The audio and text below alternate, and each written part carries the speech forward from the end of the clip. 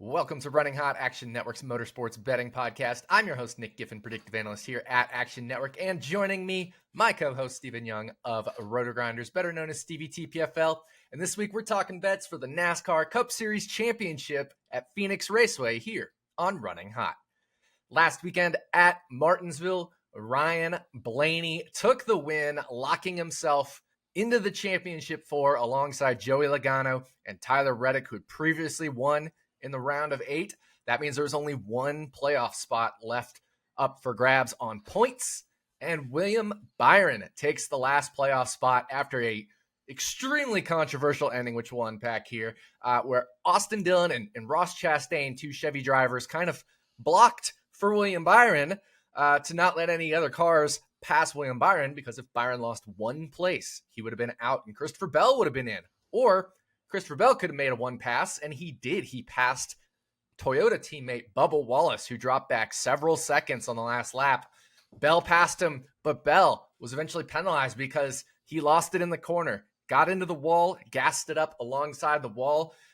Kind of like Ross Chastain, NASCAR cited him for a safety violation after banning the Ross Chastain move 2 years ago.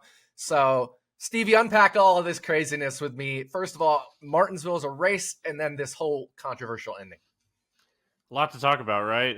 Yeah. Wouldn't be the final show of the year if we didn't have a lot to talk about. But yeah, I mean, first things first, the tire worked. It was really cool to see 20-lap caution came out and we saw people pitting and it made a difference. So can we get a little bit more fall off on the tire? I think would be very helpful. But I mean, it was the best Martinsville race with the next-gen car. So I think that was a huge win. Ryan Blaney, fantastic. I mean, to do it again and just drive through the field, with a bad kind of situation there at the end of the race. Awesome race. I mean, I loved it. Hated the last 15 laps, but loved the race. I mean, I hated what Austin Dillon and Ross Chastain were doing. For what it's worth, I feel like Bell would have never been put in the situation of gunning it up against the wall had Austin Dillon and Ross Chastain just raced. I get it. Chevy, I understand the business aspect of how important and how much money is involved in the championship four. And, I tweeted out on lap 20, I was like, Austin Dillon's never going to pass William Byron. And then when Ross Chastain got to Austin Dillon, you hear the radio of Austin Dillon saying, does the one know the deal too? Come on, man. I'm not saying what Bubba Wallace did was right either. Don't get me wrong. I think what Bubba did was ridiculous as well. It doesn't get to that point if we just race. Austin Dillon and Ross Chastain were tenths, not just a single tenths faster than William Byron with 20 laps to go, drove all the way to him way faster and just kind of stayed behind him. And then eventually Chastain got to Dillon and they just blocked. And then Brad Keselowski couldn't pass. So I hate it because the race was so good and the ending should have been so much better than it was. I do agree with NASCAR's call. Bell, I mean, he gassed it up. I mean, the SMT data shows that he gassed it up. No one can argue that. But I feel like NASCAR kind of got bailed out of the whole situation by Bell getting loose. Bubba was never going to pass Bell. Bell could have let off, run way 80 miles an hour around that corner, and Bubba was never going to pass him, and then NASCAR would have had to make a really crappy decision. I mean, I'm happy for Blaney. I'm happy for Logano. I'm happy for Tyler Reddick. I like Byron and I like Bell, but I don't know what to be happy about that situation. There's nothing to be happy about from that situation because Byron, if everybody raced like they should have raced, doesn't deserve to be in. But Bell technically, like you said, gassed it up and Bubba let off the gas to let him by. I tweeted it out. You and I were tweeting a lot during the end of the race. And because we were so frustrated. Yeah, it was so ridiculous. I was mad at the TV commentary for not calling out what was happening because they were just making it all about William Byron is holding off these drivers. We knew what was going on. Come on. William Byron's on older tires holding off these drivers. No, he's not. They're just forming a blockade behind him. It's frustrating. I almost want just a championship 3. I've seen people argue both Byron and Bell should be moved to the tail end of their lead laps respectively, and that would, I think, put in Larson, who was next in the points. There's all sorts of different opinions, but you're right. NASCAR kind of got lucky that Bell did gas it up, but it's still not the same as the Ross Chastain situation. Oh, I agree 100%. It's not the same move. Yeah. Bell went into the corner hard because he knew he had to make a move, but he fully got out of the gas before he hit the wall. He was completely dumped throttle, just ended up hitting the wall. And what is he supposed to do there? Just not drive anymore? I don't understand what he's supposed to do. So, yeah, he gassed it up alongside the wall, but if he hits the wall, is he just supposed to stop driving? I don't understand what he's supposed to do there. So if a situation like that comes up again in a non-championship race, I hope we see the same call. That's kind of where I am about that. But with all that said, we do have a Final Four of William Byron, Ryan Blaney, Tyler Reddick, and Joey Logano going into Phoenix this weekend. Phoenix, of course, a 1 mile flatter track, famously known for its reconfiguration and that dog leg that drivers love to cut the corner of. Obviously, we raced at Phoenix earlier this year. Christopher Bell won that race going away by 5 seconds, dominated that race. But Christopher Bell is not in the championship four. Usually we see a boost for the championship four. So, Stevie, talk about racing at Phoenix in general, but also specifically for the championship race. Talk about Phoenix racing. I just one more thing I want to just say really quick. Absolutely. I'm a William Byron fan. Yes. I think he's very talented. I am rooting against him this weekend. That's all I'm going to say. I want to see any of the other three win. Would I be happy if Byron won? Yeah, I mean, I do think he deserves to be in the consideration for the championship after the season and the seasons that he's put together.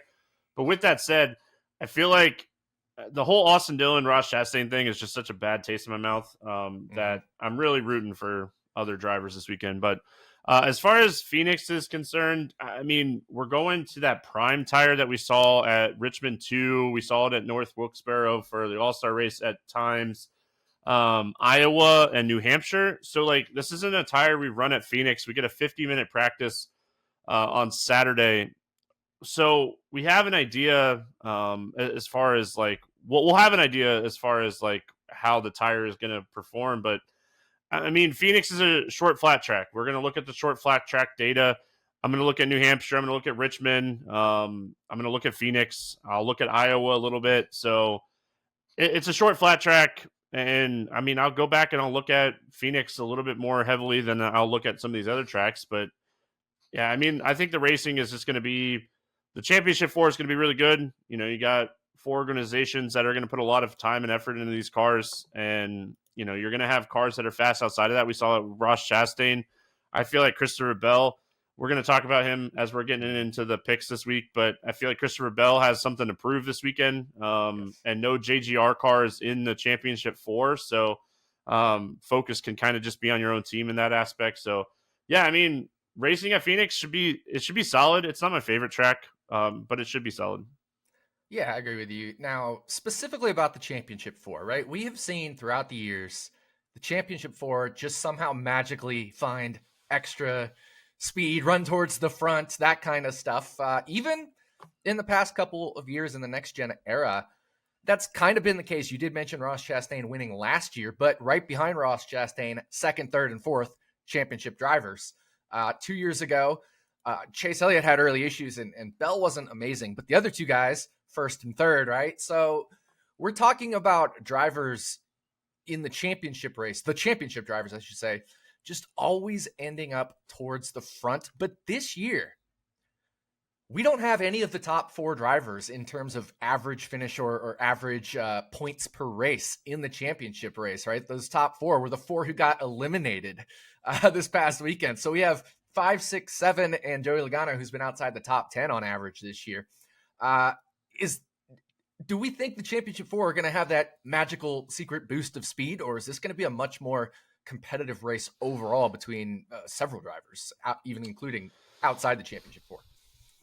I mean, I think it'd be a more competitive race this time around. Like, I'm more likely to bet a non-championship 4 driver this week than I have been in the last 10 years, I think. So, yeah, I mean, overall, I feel like we're missing a lot of fast race cars. You know, Larson, Hamlin, Bell. We're missing a lot of those guys that are really fast on this type of racetrack too. So, yeah, I mean, I think the playoff drivers are going to have speed. Don't get me wrong. Logano, Blaney, both Penske drivers. I mean, 2311 has Tyler Reddick in here. You know that's going to have JGR support. Toyota is going to have a lot of support. And I think that's the thing, right? Like a normal race weekend, you come to a race and like, yeah, you want to perform well.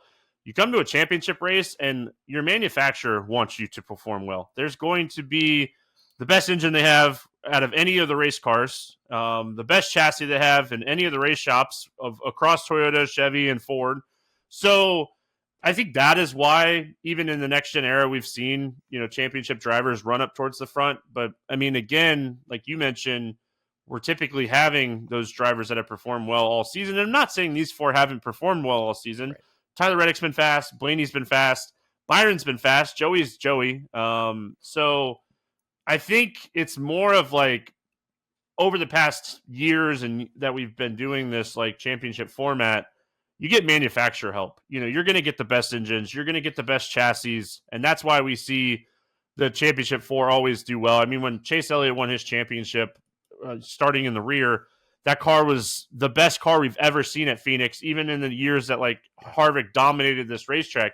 And it's because Chevy and Hendrick built him a brand new race car, a brand new engine, and the car was designed for Phoenix. And like, so there's no money restrictions this weekend as far as like what goes into these cars. And I think that is the biggest difference between the championship four and the non-championship drivers and a normal race weekend compared to the championship weekend.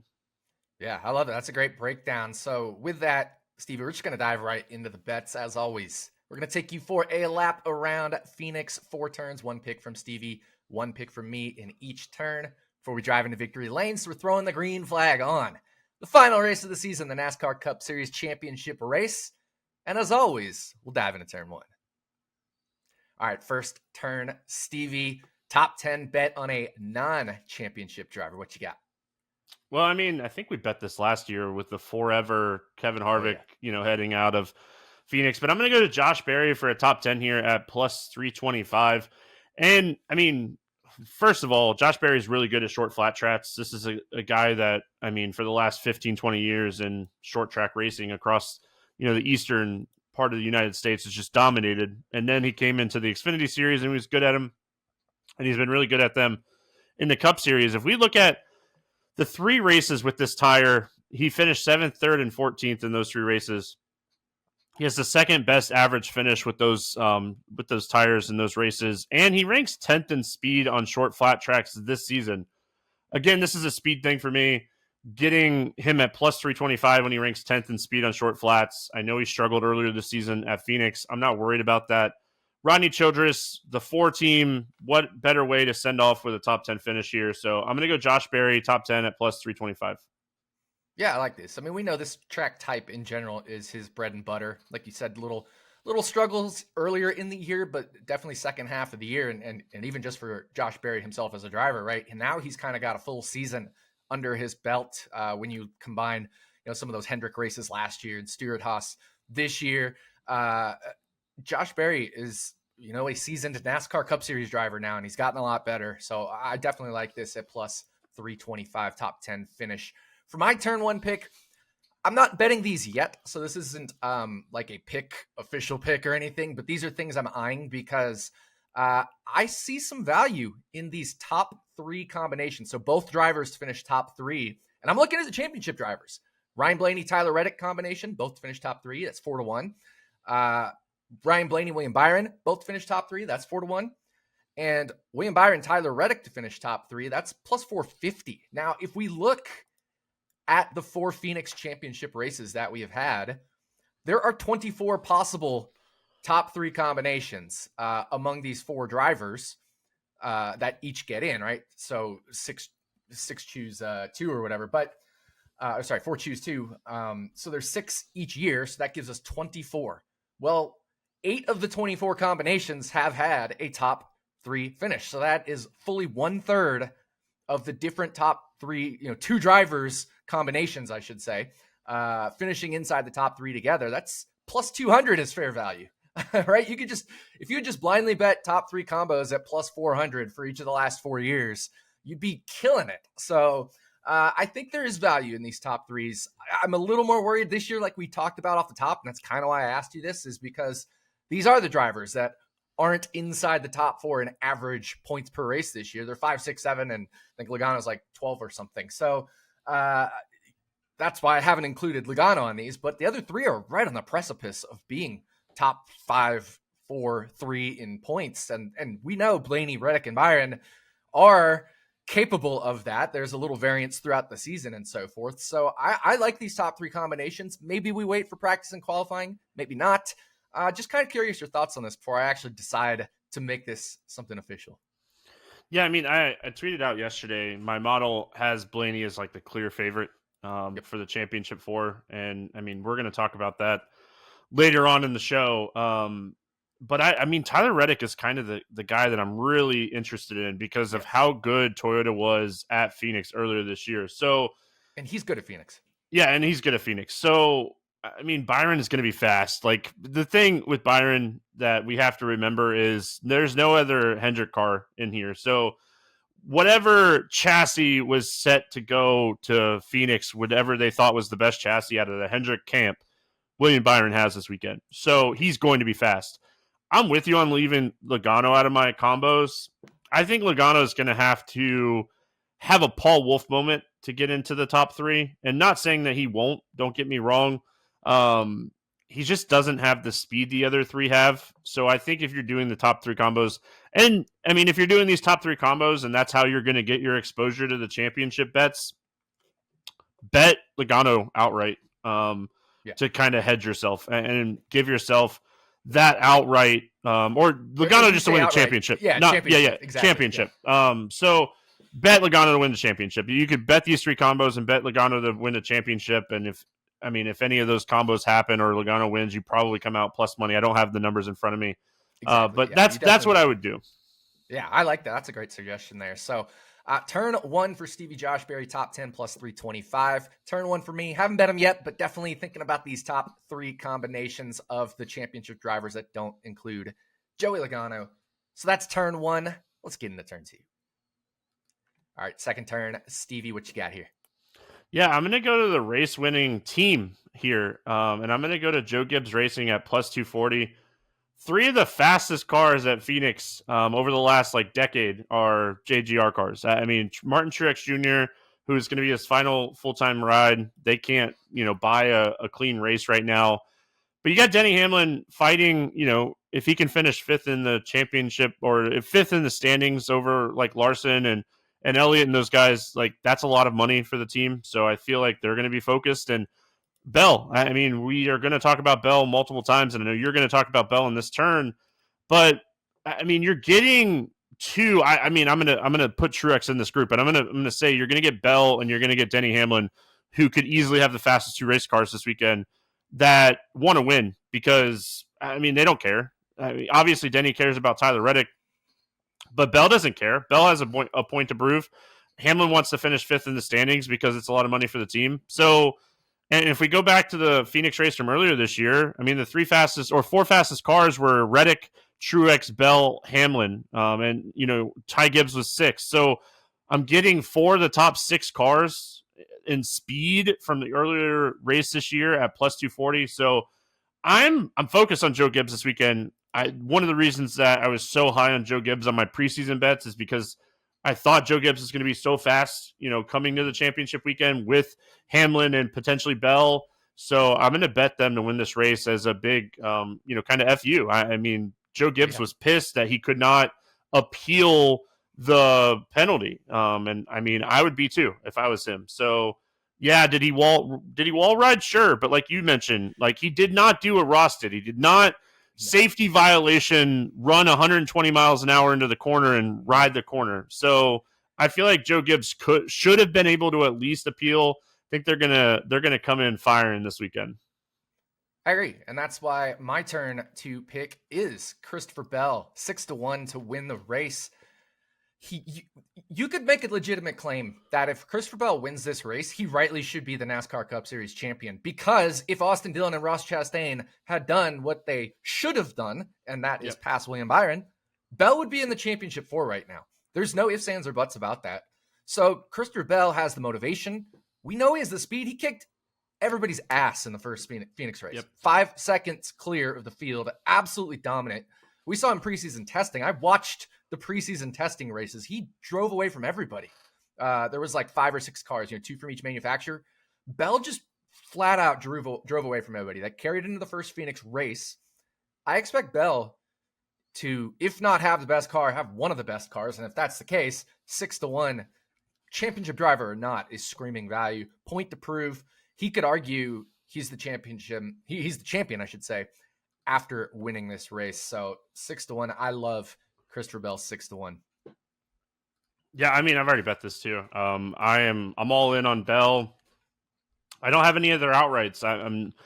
When I bet a guy at like 6-1, I don't typically add a lot of outrights around him. I bet somebody else to win the championship, obviously, but I don't know if the championship winner is going to be the race winner this weekend, which is kind of weird. But I really like this Bell bet. Prop. That needs to be a prop. Like, will the championship winner, or will the race winner also win the championship? That would be a cool prop to have. Come on, sportsbooks, let's get it. Yeah, I know. What are we doing, sportsbooks? Come on. I love it. So we do have 2 turns down. We got 2 turns to go. We have to head down the backstretch towards turn 3. But before we get there, Stevie, we got to do it in style, right? That's right. Anywhere worth going is worth going in good boots. Find your perfect pair with Tecovas. Tecovas crafts quality Western boots for everyone from generational ranchers and lifelong cowboys to first-time boot buyers. They make it easy for anyone to find their perfect boot. They also make very comfortable shirts. I'm wearing one right now. Fits really good, nice and cottony. Want a pair of boots that are easy on and easy on the eyes? Me too. That's why every one of Tecovas boots are handcrafted with over 200 meticulous steps for broken-in comfort right out of the box. You can't have a good time in bad boots. That's why you need Tecovas. Plus, with Tecovas Best in the West guarantee, you get free returns and exchanges for 30 days. Right now, get 10% off at tecovas.com/runninghot when you sign up for the email and text. That's 10% off at tecovas.com/runninghot. Support the show. See site for details. Tecovas, point your toes west. That's right, Stevie. And I do have to say, you absolutely look fantastic. I know, dude. It's comfy. I like it. It's nice and brown. Go to a nice pair of boots. Can't wait. Yeah, I love it. Well, thank you, Tecovas. Again, tecovas.com/runninghot. That means we've made it down the backstretch. Let's dive into turn 3. Turn 3, Stevie. Look, I know we've been doing the NASCAR Cup Series this whole year, but we can't forget about the Xfinity Series. We can't forget the Truck Series. So we're going to leave you with a bet on the Truck Series in our final show. What do you have? Yeah, I mean, so I was rocking the Tecovas shirt, and, when you're thinking Tecovas, you're thinking trucks, right? Truck Night in America. I'm going to go to Christian Eckes to win the Truck Series championship at plus 230. He's 3-1 to win the race. I'm just going to bet the championship. I mean, I'll take a little bit of. I don't necessarily need him to win the race. My model has him as the clear favorite to win the race, not even just the championship. He won this race last year, incredibly fast on this type of racetrack this season. I'm going to go to Christian Eckes, Truck Series champion, plus 230, turn 3, rocking the Tecovas shirt with the Truck Series. And I mean, we typically stay Cup betting, but me and Nick are on a lot of the same stuff this week, so I threw in a Truck Series bet this week. No, I love it. And actually, I got a question to ask you about this because we saw what happened at Martinsville in the Truck Series. So for those of you listening, Christian Eckes won the Martinsville race, but he did not need to win the Martinsville race to get in the championship. And he actually knocked out of the way Taylor Gray, and he also knocked out of the way, I think it was Ben Rhodes, right? So he didn't need to win the race. And Taylor Gray, the one where he bumped him out of the way, was, I would say, on the more egregious side of things. They had a good battle, and Taylor Gray gave him a nudge, tried to get underneath him. Now, all totally fair stuff, but when there was another late restart and Taylor Gray got out front, Christian Eckes shoved him out of the way. He didn't need to do that. I think this was a a tactical error by Eckes in two ways. First of all, you make Taylor Gray mad. Taylor Gray approached him after the race, said some unkind things. So you make him mad. But also, that led in, it was either Heim or Majeski. It led in one of those two drivers into the championship four, and I rate them above Taylor Gray here. You would have much rather faced Taylor Gray in that championship four. So just real quick, your thoughts on that as far as that goes. I mean, I would have never, ever, ever passed Taylor Gray if I was Christian Eckes because, like you mentioned, you're knocking out one of those two guys. And Gray, while he has been fast, he has not been as good as those guys. So I agree 100%. I will say this. I really don't think Taylor Gray does anything crazy this weekend as far as wrecking Eckes because it's a wider scale. Taylor Gray is moving up through the organization through Toyota. It's a really bad look if he does something. Now, don't get me wrong. If Taylor Gray is in front of Christian Eckes at any point in this race, Taylor Gray is going to make it very, very difficult for Christian Eckes to pass him. And I think that is fair game. But I also do not think that Taylor Gray is going to purposely wreck Christian Eckes this weekend. If he does, he has some big kahoonies, and it's probably a really bad career decision, so I don't think he does it. Yeah, so I just wanted to address that a little bit because I know what a race, though, man. All three races this weekend. Yeah, they're going to be great. Make sure to check out the Xfinity race as well. Great championship for there. For my turn 3 bet, I'm going to a non-championship driver now, Stevie, and I'm going to take Chris Buescher for a top 10 finish. Got him at plus 220. Might be a little bit shorter there, but I'm fine with if you want to get him at like a plus 180, something like that. No issues. Chris Buescher, very, very good at Phoenix earlier this year, right? Chris Buescher was the second place finisher at Phoenix last year. He had a top 10 car in this very championship race, actually a top 5 car finish, 5th after, those other championship drivers finished 2nd, 3rd, and 4th. So Chris Buescher is, just a little bit too long here for how good he has been at Phoenix, especially in recent years. And 3 of the 5 finishes in the next gen era have been top 10 finishes. We've seen Chris Buescher this year, top 5 at New Hampshire, top 10 at Richmond. So some of these shorter, flatter tracks, he's had really good results. I think this is just too long. And I haven't yet, but I may sprinkle his top 4 at 15-1 because, yes, Ryan Blaney and Joey Logano are running for the championship. But what if something happens to Blaney?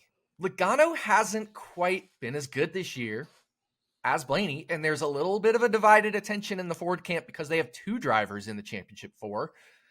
That could just, this is more like a hedge on like if something bad happens to Ryan Blaney, I really could see Chris Buescher running as the top Ford in this race. Yeah, I mean, and as vocal as Brad Keselowski was last week, if Chris Buescher blocks for those guys, what a hypocrite Brad Keselowski is, right? So I don't hate it. One of the reasons that, I like the top 10 a lot. I'm with you, 100% with you on Buescher top 10. Really fast. They hit on something at Richmond last season, and they've been really fast on short flats. And Brad Keselowski throughout his career has been fast on short flats, and they just Roush Fenway Keselowski has come a long way in the last 16 months. But that being said, yeah, if something happens to Blaney, I don't have Logano being a top 3 car, but Paul Wolfe, man, that's the only thing that hesitate as far as top Ford. If that guy gets a chance to do anything, I get that. I get that. So, okay, so let's look at the 4 Phoenix championship races. We've had 2 drivers out of 16, right? 4 times 4, have problems. So that's 1 out of 8. So if Blaney just has that 1 out of 8 problem, all of a sudden, Chris Buescher at 15-1 for top Ford looks really good. Yeah, look at the Xfinity race from the spring. Justin Allgaier was 4 seconds in front of everybody, absolutely dominating the field, and with 3 laps to go, his left rear went flat. Yep. So, anything's possible. Yeah, so turn 3, Christian Eckes Truck Series champion for Stevie. Chris Buescher top 10 for me, considering top Ford sprinkle there as well. That means we're in the final turn of the 2024 NASCAR Cup Series season, and that's turn 4. Last turn, Stevie, we're both on this one. What do we got? Yeah, you had this in the sheet. I was right there with you. This is one of my first bets this week, and it's Chase Briscoe for a top 10 at plus 220.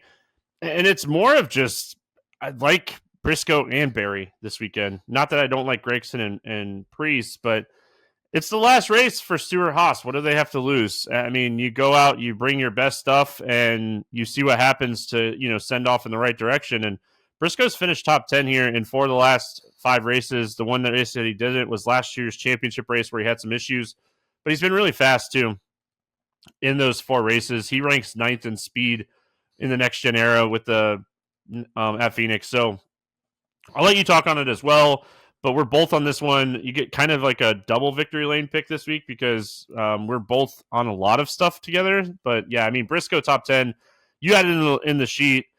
It's one of my favorite bets. So I was like, hey, we're just going to double up turn 4 because Phoenix's turns are a little wonky anyway. So why not, dog leg it in there together? I agree. I like it. And so I had it in the sheet. You joined me there. We're both on this. Look, 4 out of 5 races in the next gen era. Top 10 finish for Chase Briscoe at Phoenix. And that includes a win. Don't forget the very first Phoenix race of the next gen era. He won. He finished 4th later that year, 7th in the first race last year, and 9th in the first race this year. So, when you're getting a guy with an 80% top 10 rate and he's plus 220, you just kind of have to take it. I know it's not 5 races in a huge sample size, and also, things shift from year to year and stuff. So he's more of maybe a back half of the top 10 guy. But even if you're getting a guy who's 12th or 13th in terms of speed, plus 220 is still value for a top 10 finish because things will happen to drivers in front of them and strategy and all that stuff can come into play as well. So that will complete a lap around Phoenix Raceway. That means there's only one thing left to do. Drive into victory lane. And for our victory lane pick, we're going to go to a NASCAR Cup Series championship pick. Stevie, what do we have? Going Ryan Blaney. Both of us are on this. This is my only bet I'm going to make for the championship 4. Had some Bell stuff that I really wanted to see how it was going to play out from early in the season. But, I mean, I bet Ryan Blaney to win championship before last season. It worked out great for me. I'm going to bet him the last race to win the championship this year. I mean, I agree with my model 100%. I mean, he is clearly the best car at Phoenix with the next gen era, and he's running for a championship. He is not ranked outside the top 5 in speed at any of the next gen races here.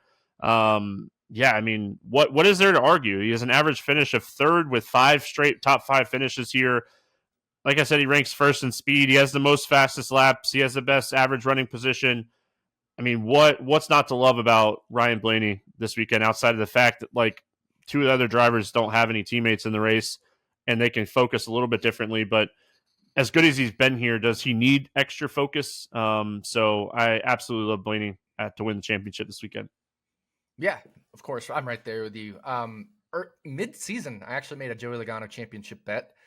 I have Toyota to win the championship from preseason, so I've got Reddick exposure. So now it's my Ryan Blaney exposure. Plus 250, just too long, way too long. Ryan Blaney, clearly the championship favorite in my model as well. So both our models are showing clear value at plus 250. Look, we go back to that first Phoenix race this year where Christopher Bell was smoking the field, but I was very high on Ryan Blaney in that race as well. Again, even just watching the preseason testing, Blaney was the only one that could hold a candle to Christopher Bell, in terms of just being within striking distance. And that translated into the race. Blaney very fast in that first Phoenix race. And of these 4 drivers, he clearly projects as the driver to have the best speed here. So Ryan Blaney to win the NASCAR Cup Series championship. Plus 250 is the final bet of our 2024 Running Hot season. Thank you all year for listening to us, listeners. We appreciate that. We love bringing you these episodes. Thanks again for listening to the NASCAR Cup Series championship episode of Running Hot, Action Network's Motorsports Betting Podcast. Good luck with your bets, everybody. And Stevie, I know we're both excited for next year. Can't wait to talk about NASCAR in 2025.